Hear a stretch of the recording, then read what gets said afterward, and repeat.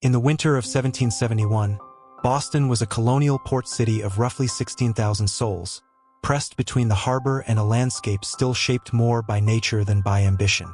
It was not yet the city of revolution that memory would claim, though tension moved quietly through its streets. The town occupied a narrow peninsula connected to the mainland by a single neck of land, a geography that made it both defensible and vulnerable, isolated and essential. Boston mattered because it was where ideas, goods, and grievances converged, where the machinery of empire met the resistance of those it sought to control. The streets were not straight. They followed old cattle paths and the contours of three hills that rose from the peninsula, their names already embedded in the life of the town.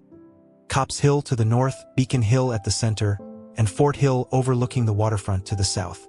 These hills shaped movement and visibility.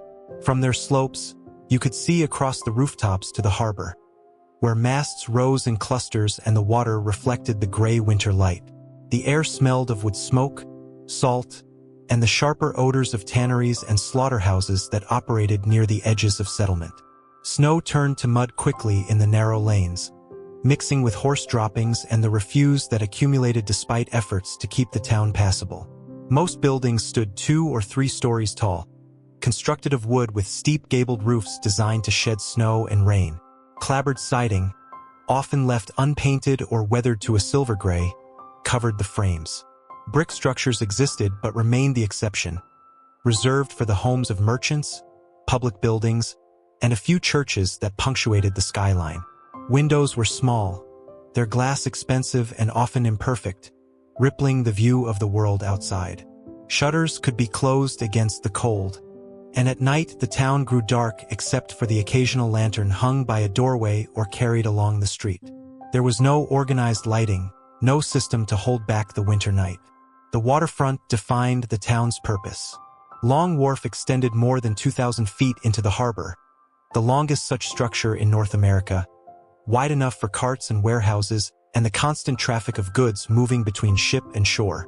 Smaller wharves jutted out alongside it, each owned by a merchant or consortium, each crowded with barrels, crates, and the apparatus of trade. Ships arrived carrying manufactured goods from England, textiles, tools, ceramics, tea. They departed loaded with timber, dried fish, whale oil, and the products of a landscape still rich in resources. The work was loud and physical. Longshoremen hauled cargo under the watch of ship captains and clerks who tallied every item against invoices written in careful script. The cold made the work harder. Hands grew stiff. Rope burned even through gloves. Ice formed along the pilings when the wind came off the water. Away from the docks, the town's layout revealed its social order. The wealthiest families lived near the center and along the better streets, their homes larger and set back from the road, often surrounded by gardens or small orchards that would bloom in spring. Merchants, lawyers, and officials occupied these spaces, their parlors furnished with imported chairs, their walls hung with portraits painted in England or by local artists attempting the same style.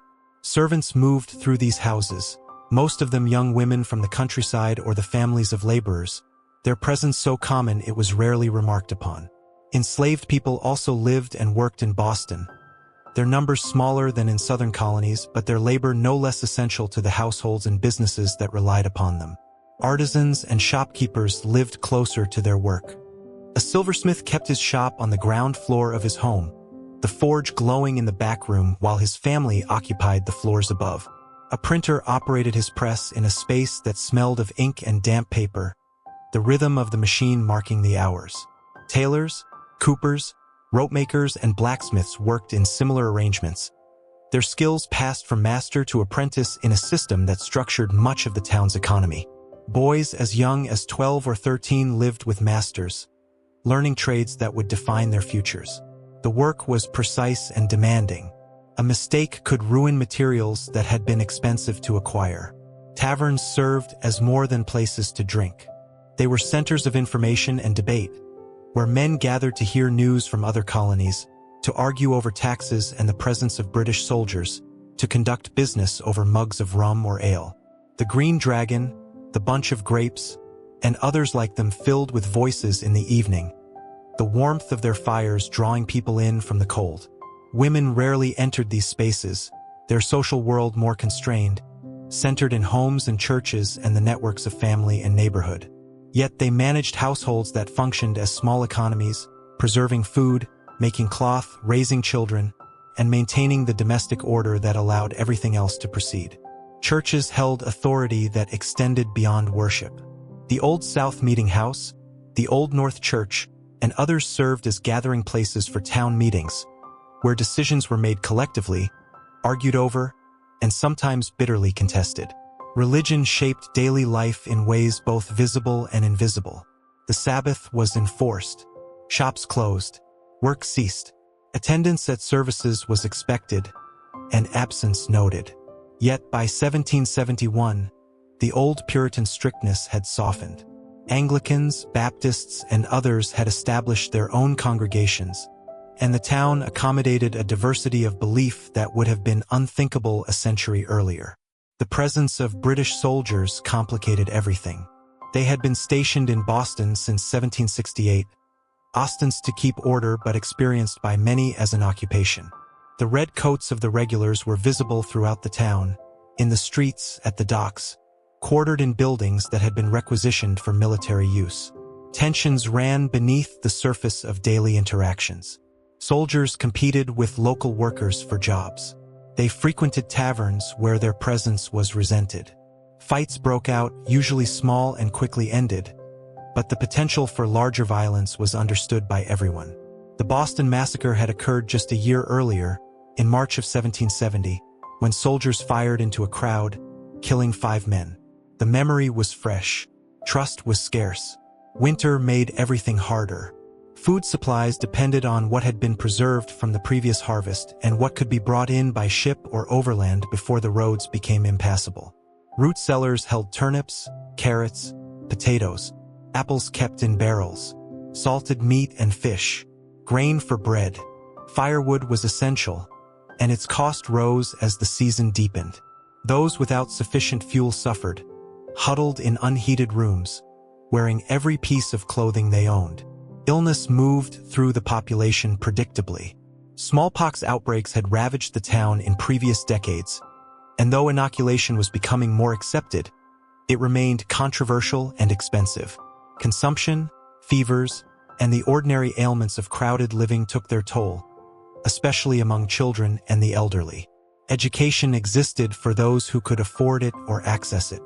Boston Latin School prepared boys for college, teaching them Latin, Greek, mathematics, and rhetoric in classrooms heated by single stoves that barely warmed the farthest benches. Younger children attended dame schools, small informal operations run by women in their homes, where basic literacy and arithmetic were taught. Books were precious. A family might own a Bible, an almanac, perhaps a volume of sermons or poetry. Newspapers circulated among multiple readers, passed from hand to hand until the paper grew soft and torn. Information traveled slowly, but when it arrived it was consumed with attention. The common served as open space at the edge of the settled area, used for grazing livestock and military drills.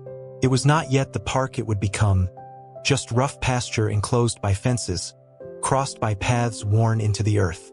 From there, you could look back toward the town and see the density of it. The roofs overlapping, smoke rising from hundreds of chimneys, the steeples marking the churches that organized both space and time. Beyond the common, the countryside opened up, fields and forests stretching toward towns like Cambridge and Roxbury, connected by roads that turned to mud in spring and froze hard in winter. Boston in 1771 was a place shaped by its position between worlds. It was colonial but not provincial, connected to London by ships that crossed the Atlantic in weeks, carrying not just goods but ideas, orders, and the weight of an empire that was beginning to fracture. The people who lived there were subjects of the British Crown, yet many had begun to imagine something different, though what that might be remained unclear. The vocabulary of rights and representation was being spoken aloud in taverns and meeting houses, printed in newspapers, debated in conversations that would have consequences no one could fully predict. Daily life continued alongside these larger currents.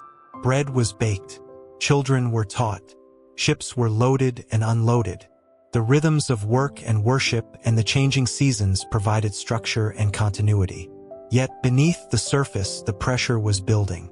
The taxes that had provoked outrage, the soldiers who remained as a visible reminder of authority, the growing sense among many colonists that their interests and those of the empire were no longer aligned.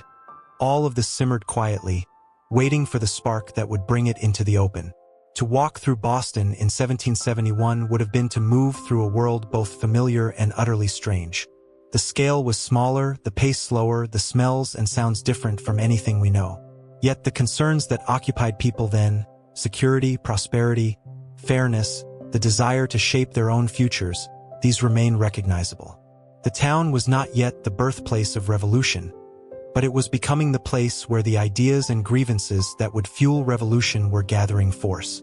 Looking back across more than 250 years, it is difficult not to wonder what it felt like to live in that moment, when the future was uncertain and the past still exerted its hold, when the routines of daily life continued even as the ground beneath them was shifting. The physical place has changed beyond recognition, but the questions that people asked then about power and justice and belonging are still being asked today. If you have thoughts about what life might have been like in colonial Boston, or questions about details not covered here, feel free to share them in the comments.